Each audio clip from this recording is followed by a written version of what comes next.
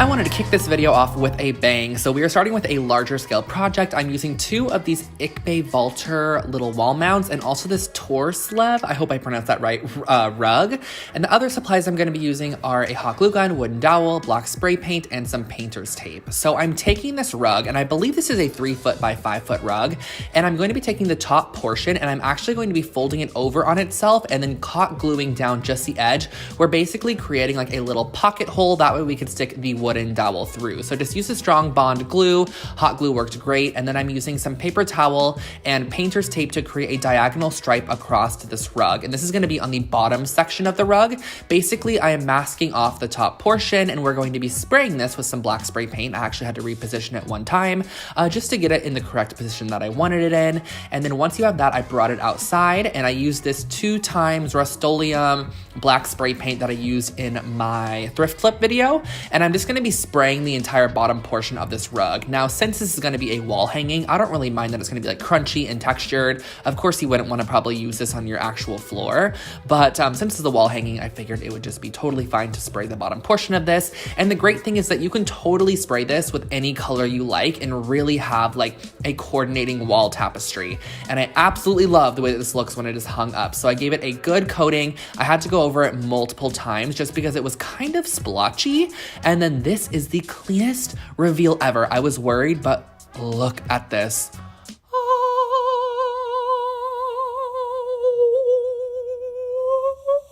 Okay.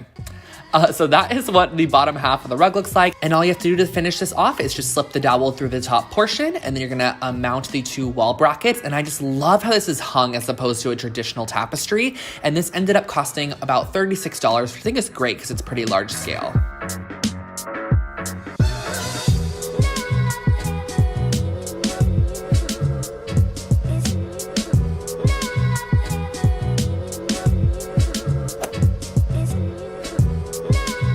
I told you guys that this video was filled with a ton of projects I loved, and this one is probably one of my favorite decor items I've actually created. So just go back if you want to look at those supplies because we're going to jump right in. I'm starting off with these Lindronde objects, which I've used these before on my channel, and they are just like round circular decor pieces, and I'm also using some air dry clay. And what I'm going to be doing with this clay is basically just molding it around the actual hoop portion of this like decorative object, and I'm going to be creating it into sort of a new, more organic, kind of steel looking object, a very CB2 restoration hardware vibe.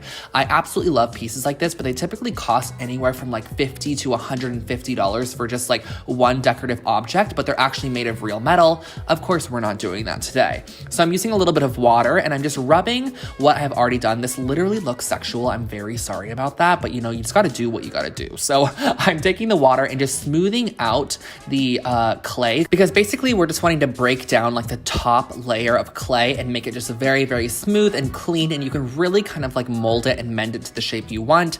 And I'm actually repeating the process on the larger one. Now, these circles at Ikea were actually on sale when I got them. I don't know why. I don't know if they're going out of stock, so definitely check your Ikea. The larger one I made a little bit more organic with thicker clay sections, and the right side, as you can see, that's smoothed and the left side is not. So that's kind of like showing you why I like to smooth them out. And then once they are dry, I went in with some of this obsidian stone texture spray paint and gave it a quick little spray just to give it a little bit more texture than it already had.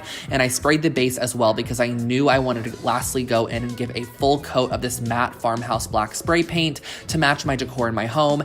And I gave 2 coats of this total, and it just turned out absolutely incredible. I really, really love the outcome of this, and I was able to create both of these for $27.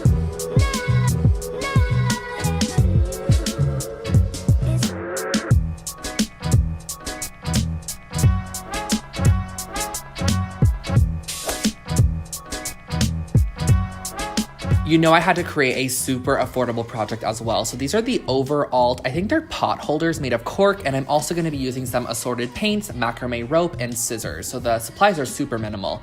And these are the 3 items that you get. And I was like, these are really great shapes to actually create a wall hanging with. So I grabbed a couple of paints in like a peach color, a more pinky peach color, and then a tan color. And I'm going to be basically painting all 3 of these circles. So I'm doing 2 full coats. And when I tell you guys, this was so satisfying to paint. paint, something about how smooth this cork was and how it like soaked in the paint was just so nice. I loved it. So I ended up painting the medium-sized one like a tan color. The largest one was more of a darker like salmony pink, and then the smallest one here is like a more lighter kind of like corally salmony pink. I wanted to do 3 shades that were very similar but still different at the same time, which you're going to be able to see in the end clips. So I ended up doing a total of 2 coats on all 3 of these objects.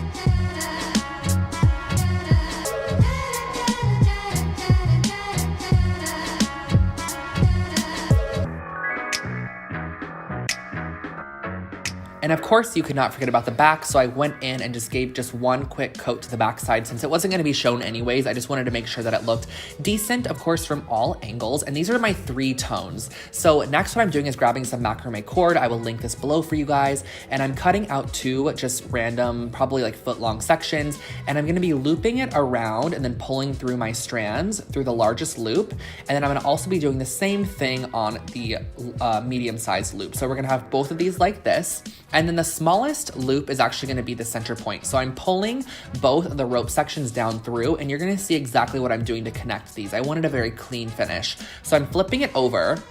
I'm putting hot glue on the backside and basically just gluing these down to the actual backside of the smallest loop and repeating the same process on the other side. That way when you flip it over, there's no knots or anything, but it's gonna look super, super smooth, and then it's also gonna be level at the same time. So this basically finishes it off, but of course I needed to add a little loop to the top portion, so I'm adding on some macrame cord in a loop, tying a knot at the top, cutting off the excess strands, and that finishes off this wall decor item, which I actually was able to create for just $8.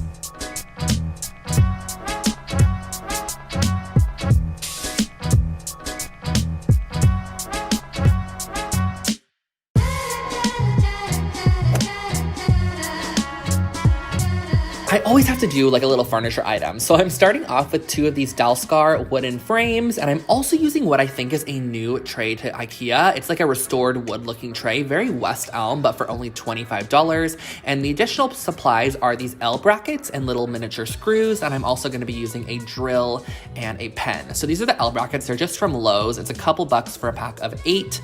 And what I'm doing is I'm opening up the frame and pulling out everything on the inside of the frame. You're not gonna need any of those pieces at all.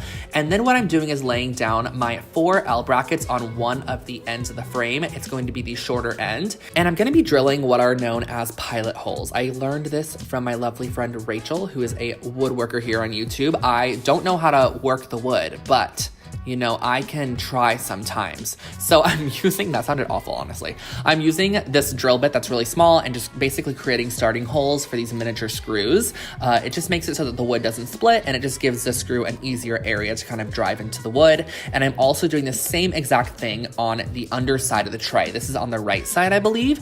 And I'm gonna be repeating the process on the left side as well, because we're gonna be using these picture frames as the legs to this sort of like geometric table. I think it just turned out really cool in the end, and the woods looked amazing together. And I used some pliers to pull out the little black pieces that are kind of like to hold in the actual picture. And then once you are done, you have your miniature little rustic wood side table for $39.